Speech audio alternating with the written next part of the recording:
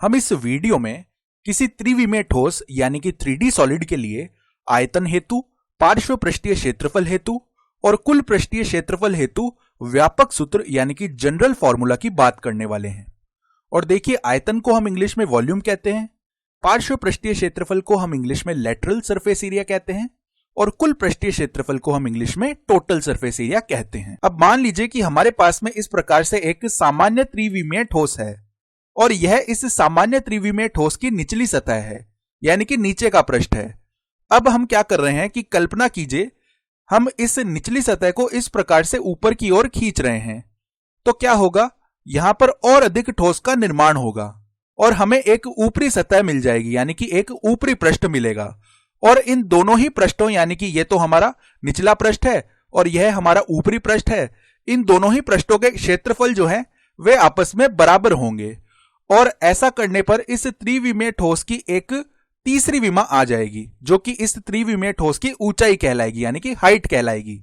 तो यदि हम बना लेते हैं तो यह कुछ इस प्रकार का त्रिविमीय ठोस आ जाने वाला है। चलिए अब यह देखते हैं कि हम इस त्रिविमीय ठोस का आयतन, पार्श्व पृष्ठीय क्षेत्रफल और कुल पृष्ठीय क्षेत्रफल किस प्रकार से ज्ञात करने वाले हैं। यदि हम सबसे पहले इस त्रिविमीय ठोस के आयतन की बात करते हैं यानी कि वॉल्यूम की बात करते हैं, तो हमें यहां पर इसकी यह जो निचली सतह है इसका क्षेत्रफल लिखना पड़ेगा। तो इसको हम छायांकित कर लेते हैं। इस प्रकार से यह निचली सतह है, तो इसके लिए हम क्या लिखेंगे, जो आधार सतह का क्षेत्रफल है। तो निचली सतह के क्षेत्रफल को हम लिख सकते हैं आधार सतह का क्षेत्रफल और इसके गुणा में जो इस त्रिविमीय ठोस की ऊंचाई है। तो यदि हम इसकी ऊंचाई को h कह देते हैं तो यहां पर गुणा में ऊंचाई लिख देंगे। तो इस प्रकार से इस त्रिविमीय ठोस का आयतन आ जाएगा। और यहां पर हम यह भी देख पा रहे हैं कि इस त्रिविमीय ठोस का जो आधार है वह त्रिभुजाकार यानी कि ट्रायंगुलर है।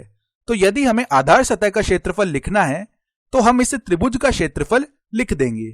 अब देखिए, यह भी हो सकता है कि किसी अन्य त्रिविमीय ठोस के लिए यह जो आधार है यह त्रिभुजाकार ना होकर आयताकार या वृत्ताकार हो। तो उस स्थिति में हम आधार सतह का क्षेत्रफल आधार सतह की आकृति के अनुसार लिख देंगे।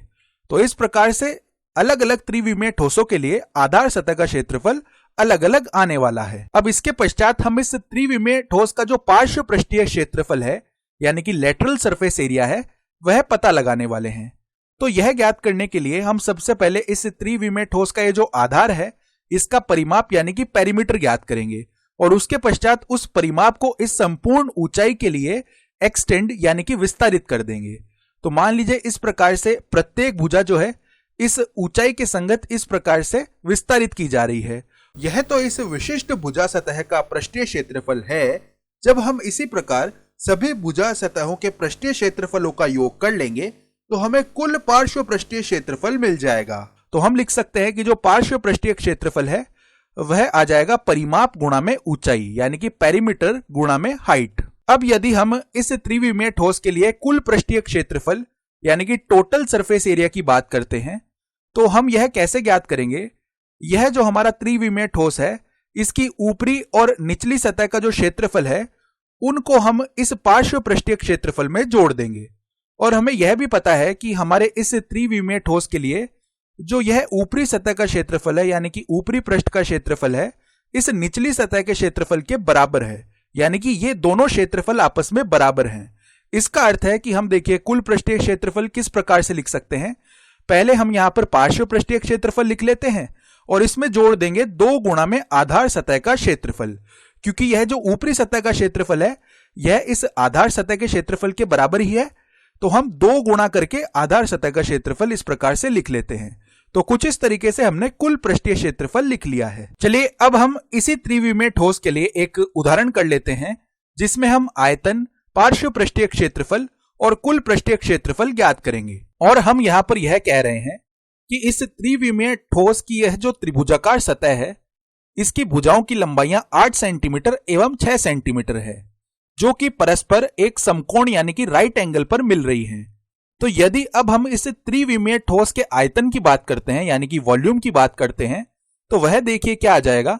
पहले आधार सतह का क्षेत्रफल, तो जो आधार सतह है वह यह है यानी कि त्रिभुजाकार है। तो इस त्रिभुज का यदि हम क्षेत्रफल लिखते हैं तो देखिए वह क्या आ जाएगा, 1/2 गुणा में इस त्रिभुज का आधार जो कि 8 सेंटीमीटर है और इस त्रिभुज की जो ऊंचाई है वह 6 सेंटीमीटर है। तो यहां पर देखिए गुणा में 6 आ जाएगा और इस पूरे के गुणा में इस त्रिविमीय ठोस की ऊंचाई आएगी। तो यहां पर देखिए त्रिविमीय ठोस की ऊंचाई है 20 सेंटीमीटर, तो यहां पर 20 लिख देंगे। तो इसका मान जब हम ज्ञात करेंगे यह बन जाएगा 480 घन सेंटीमीटर या सेंटीमीटर क्यूब। अब यदि हम पार्श्व पृष्ठीय क्षेत्रफल की बात करते हैं तो यह देखिए क्या आने वाला है। इसके लिए हम सबसे पहले इस त्रिविमीय ठोस का जो परिमाप यानी कि पेरीमीटर है वह ज्ञात करेंगे। तो देखिए यहां पर यह जो त्रिभुजाकार सतह है इसकी दो भुजाओं की लंबाइयां तो हमें पता है 8 सेंटीमीटर तथा 6 सेंटीमीटर। अब यदि मैं इस तीसरी भुजा को L कह देता हूं तो यहां पर पाइथागोरस प्रमेय की सहायता से हम इस L का मान ज्ञात कर सकते हैं। देखिए पाइथागोरस प्रमेय से हम कह सकते हैं कि जो L का स्क्वायर है वह किसके बराबर आएगा, 6 का स्क्वायर प्लस में 8 का स्क्वायर। तो हम कह सकते हैं कि जो L का मान है वह वर्गमूल में 100 के बराबर आ जाएगा। अतः जो तीसरी भुजा है यानी कि L का मान है वह 10 सेंटीमीटर बन जाएगा। तो यदि अब हम परिमाप की बात करते हैं तो इस ठोस का जो परिमाप है वह बन जाएगा इन तीनों भुजाओं का योग यानी कि 8 centimetre plus 6 centimetre plus 10 centimetre जो कि 24 सेंटीमीटर आ जाएगा। और इसके गुणा में यहां पर इस ठोस की ऊंचाई जो कि 20 सेंटीमीटर है। तो यहां पर 24 गुणा में 20 कितना बन जाएगा, यह हो जाएगा 480 वर्ग सेंटीमीटर या सेंटीमीटर स्क्वायर।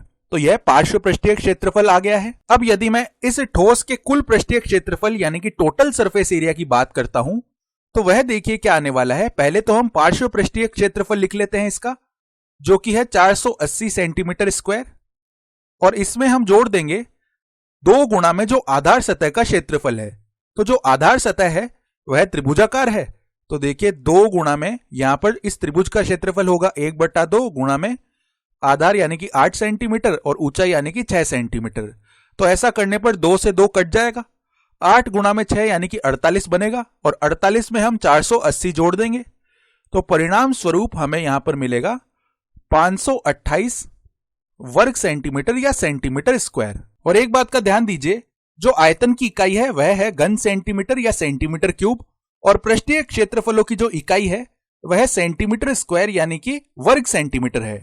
तो कुछ इस प्रकार से हम किसी भी सामान्य त्रिविमीय ठोस के आयतन, पार्श्व पृष्ठीय क्षेत्रफल और कुल पृष्ठीय क्षेत्रफल के मान ज्ञात कर सकते हैं।